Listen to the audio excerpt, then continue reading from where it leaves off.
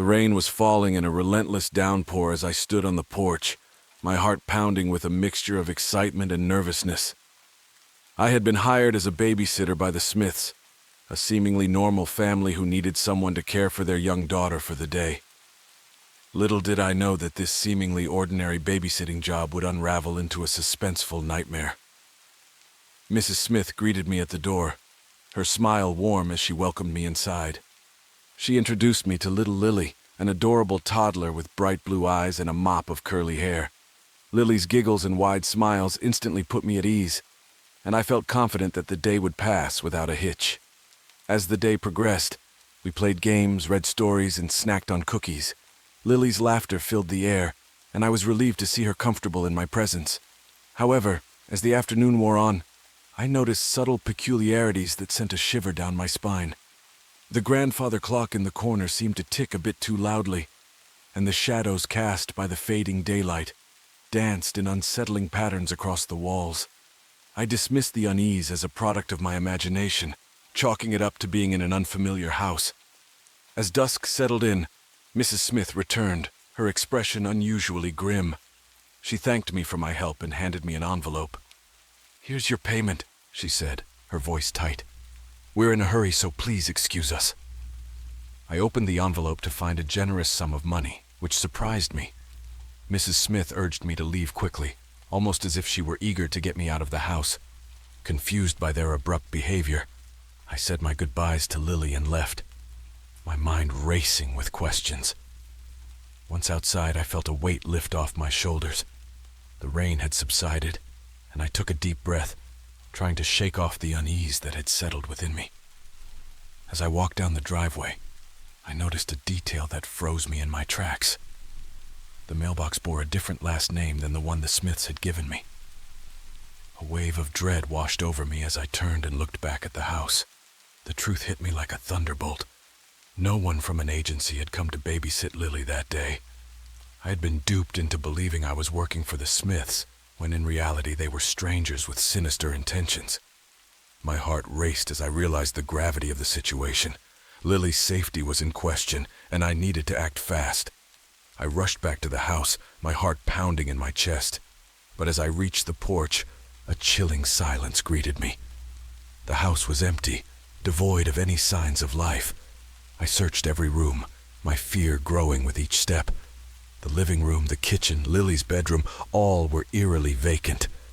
Panic clenched at my throat as I realized that I had been played for a fool, that the Smiths had exploited my trust to carry out their dark plan. The truth hit me with a sickening realization. The real Smiths, the real parents, had entrusted me with the care of their daughter. Lily's safety was paramount, and my heart sank as I understood that I had unwittingly failed her. I dialed the police, recounting the events of the day, hoping that they would arrive in time to save Lily from whatever sinister fate had befallen her. As I stood on the porch, the rain resumed its steady fall, each drop echoing my sense of dread. In the end, the house remained an empty shell of deception, and the Smiths were never found. Lily's disappearance became a haunting mystery, a chilling reminder that even in the midst of innocence, shadows of deception can stretch their claws. The house felt unusually quiet as I settled onto the couch, a soft glow emanating from the TV. I was babysitting for the Thompsons, a seemingly ordinary family with 2 young children, Lily and Ethan. The parents had left for a rare night out, and I was in charge until their return. Lily and Ethan were upstairs, supposedly fast asleep. The only sounds were the ticking of the clock and the occasional creaking of the old house settling. I busied myself with my phone, scrolling through social media to pass the time. But an odd sensation nagged at the back of my mind.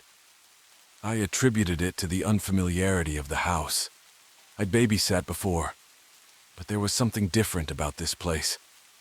After a while, the feeling intensified.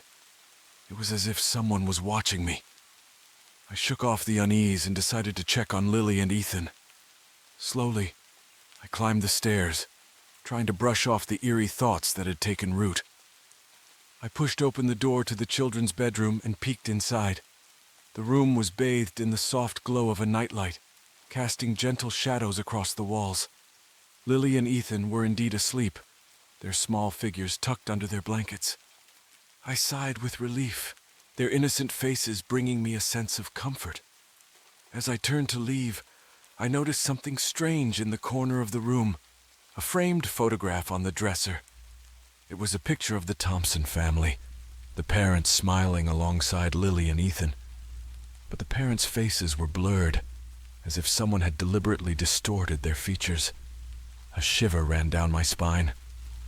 Why would they have such a weird photo on display? I picked it up, examining it closely. That's when I heard it, a faint whisper, like the rustling of leaves or the soft susurrus of wind. My heart pounded as I strained to listen, but the whisper was barely audible. I looked around, my eyes darting to the corners of the room. There was no logical explanation. Maybe it was the wind outside, or my imagination playing tricks on me.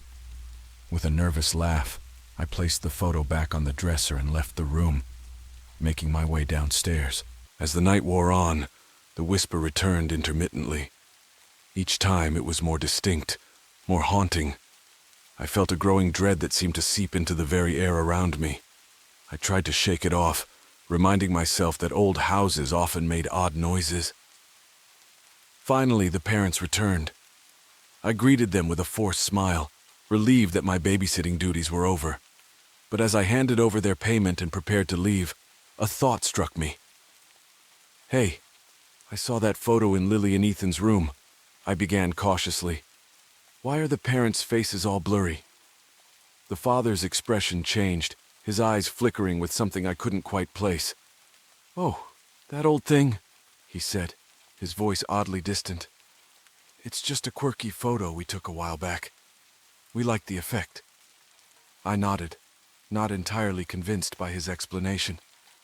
As I turned to leave, I caught a glimpse of their family portrait hanging in the hallway.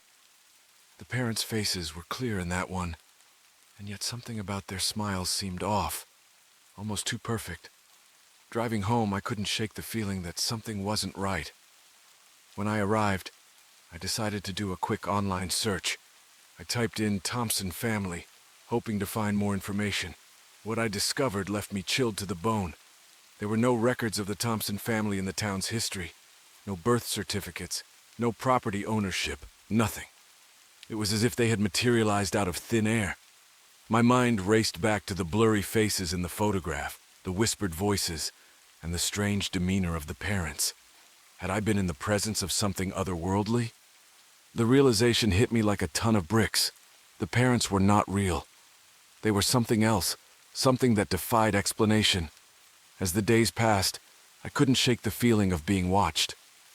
The whispering continued in my dreams, leaving me sleep-deprived and anxious. I decided to distance myself from the Thompsons, declining any future babysitting offers. In the end, I was left with a chilling memory and an unsettling truth. Sometimes, the things that appear most ordinary are anything but. And as for the Thompsons, I may never fully understand who or what they were.